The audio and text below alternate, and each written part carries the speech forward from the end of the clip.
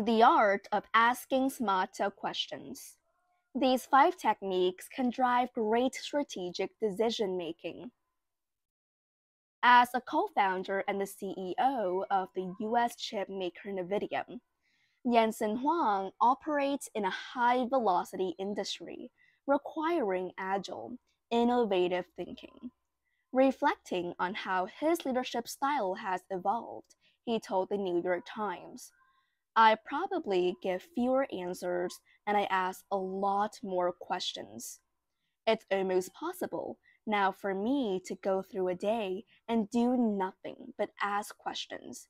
He continued, through bobbing, I helped my management team explore ideas that they didn't realize needed to be explored. The urgency and unpredictability long faced by tech companies have spread to more mature sectors, elevating inquiry as an essential skill. Advances in AI have caused a seismic shift from a world in which answers were crucial to one in which questions are. The big differentiator is no longer access to information, but the ability to craft smart prompts. As a leader, you don't have the answers. Your workforce does. Your people do. Jane Fraser, CTCEO, told Fortune magazine. That's completely changed how you have to lead an organization. You have to unleash the creativity. The innovation isn't happening because there's a genius at the top of the company that's coming up with the answers for everything. Indeed, leaders have embraced the importance of listening, curiosity, learning, and humility, qualities critical to skillful interrogation. Question storming. Brainstorming for questions rather than answers is now a creativity technique. But unlike lawyers, doctors, and psychologists, business leaders aren't formally trained on what kinds of questions to ask. They must learn as they go. It's not a matter of asking lots of questions in hopes of eventually hitting on the right ones. Corinne Dowger, a former VP of Creative Development at Hermes, told us, in a 1 hour meeting, there are only so many questions you can ask. So where do you want to spend the time? When you're asking one question, you're not asking another. If any one line of questioning dominates, it inevitably crowds out others. Leaders must also watch for complacency, diminishing returns, avoidance of sensitive topics, and stubbornness. In our research and consulting over the past decade, we have seen that certain kinds of questions have gained resonance across the business world. And in the third year project, we asked executives to question Storm about the decisions they have faced and the kinds of inquiry they have pursued. In this article, we share what we have learned. We offer a practical framework for the types of questions to ask in strategic decision making and a tool to help you assess your interrogatory style. The great unasked questions. Before we lay out our framework, we want to emphasize one point above all. The questions that get leaders and teams into trouble are often the ones they fail to ask. These are questions that don't come spontaneously. They require prompting and conscious effort. They may run counter to your and your team's individual or collective habits, preoccupations, and patterns of interaction.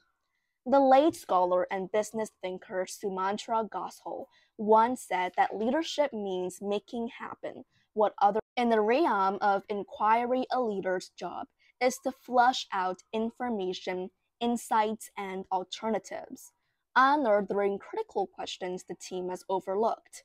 You don't need to come up with the missing questions yourself, but you do need to draw attention to neglected spheres of inquiry so that others can raise them. All this is harder than it may sound, for two reasons. First, you may be hampered by your expertise. Your professional successes and deep experience may have skewed your approach to problem solving. It can be hard to escape the gravitational pull of such conditioning unless you take a hard look at your question habits. Second, the flow and diversity of questions can be hard to process in real time, especially amid heated exchanges. Often it's only after the fact that you realize certain concerns or options were never raised. Our research reveals that strategic questions can be grouped into five domains: investigative, speculative, productive, interpretive, and subjective. Each unlocks a different aspect of the decision making process. Together, they can help you tackle key issues that are all too easy to miss. Investigate, investigative, what's known. When they are facing a problem or an opportunity, effective decision makers start by clarifying their purpose, asking themselves what they want to achieve and what they need to learn to do so. The process can be fueled by using successive why questions, as in the five whys, sequence devised by managers at Toyota. Successively asking how can also help you transcend generic solutions and develop more sophisticated alternatives. Investigative questions dig ever deeper to generate non-obvious information. Non-obvious information. The most common mistake is failing to go deep enough.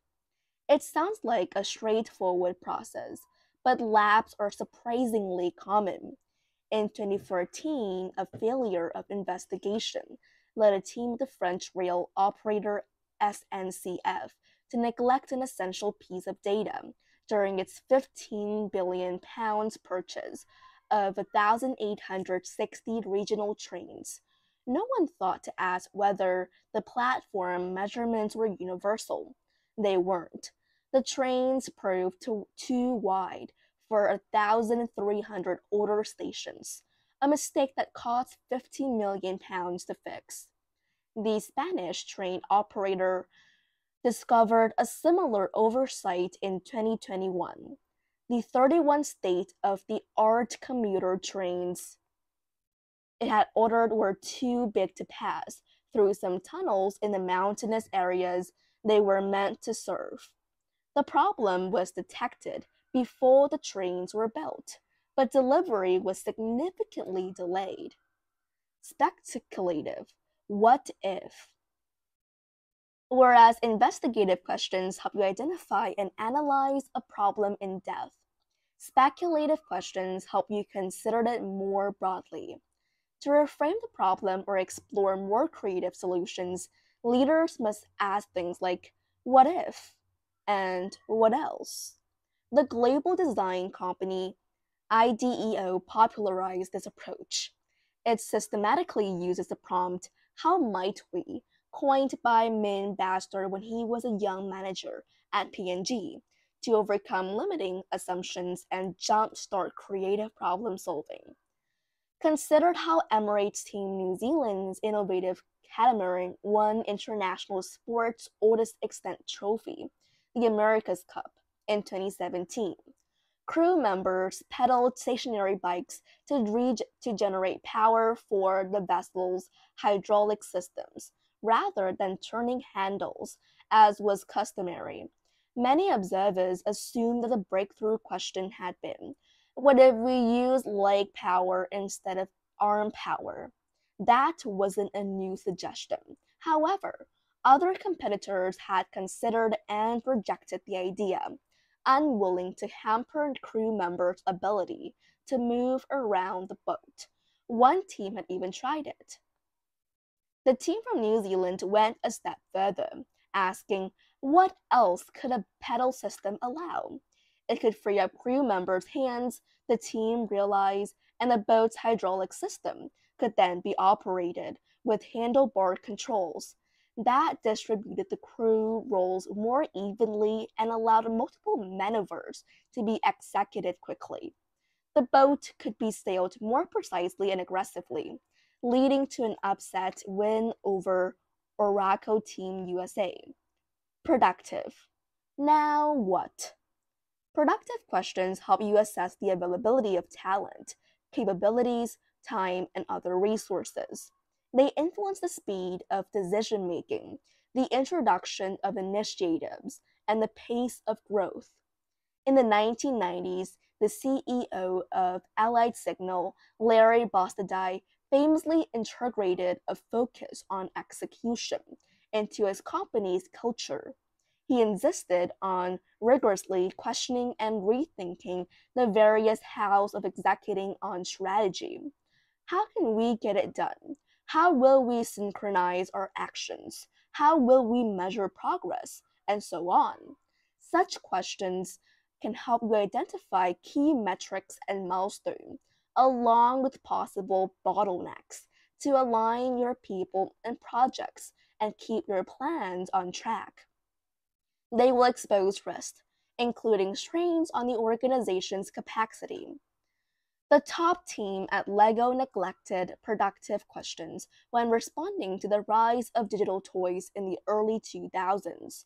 The toy maker tried to diversify its way out of trouble, introducing several products in rapid succession. The initiatives themselves were necessarily misguided, but each meant a stretch into an adjacent area such as software, LEGO Movie Maker, learning concepts, LEGO Education, or clothing, LEGO Wear. Collectively, they far exceeded the company's bandwidth, and LEGO suffered record losses in 2003. The following year, the incoming CEO, Jorgen Vig Kernerstock, shared his diagnosis of the problem with the board. Rather than doing one adjacency every 3 to 5 years, we did 3 to 5 adjacencies every year. He later told the MIT professor David Robertson, suddenly we had to manage a lot of businesses that we just didn't understand. We didn't have the capabilities, and we couldn't keep up the pace. Interpretive. So what? Interpretive questions, sense-making questions, enable synthesis. They push you to continually redefine the core issue, to go beneath the surface and ask, what is this problem really about? Natural follow-ups to investigate, speculative and productive questions, interpretive questions draw out the implications of an observation or an idea. After an investigative question, you might ask, so what happens if this trend continues? After a speculative question, so what opportunities does that idea open up? After productive questions, so what does that imply for scaling up or sequencing? Interpretive questions come in other forms too. What did we learn from this? How is that useful? Are these the right questions to ask? In an interview on the Tim Ferriss show, Daniel Ek reflected on what he considered his chief role as the CEO of Spotify. It's almost always back to purpose, like, why are we doing things? Why does it matter? How does this ladder up to the mission? Investigative questions dig ever deeper to generate non-obvious information. The most common mistake is failing to go deep enough. A decision-making process should always circle back to interpretive questions. They provide the momentum to move from one mode of inquiry to another, and they convert information into actionable insight. Even solid analyses are ineffectual if you fail to make sense of them. 10 years ago, we worked with a top team at a high-end European car manufacturer. When we brought up Tesla's recently released all-electric Sendum, some of the engineers laughed. There's a 7 mm gap between the door and the chassis, one said. These people don't know how to make a car. That was a serious error of sense-making. By focusing on a technical imperfection, the automaker failed to spot the car's revolutionary appeal and missed the urgent competitive question it should have raised. Subjective.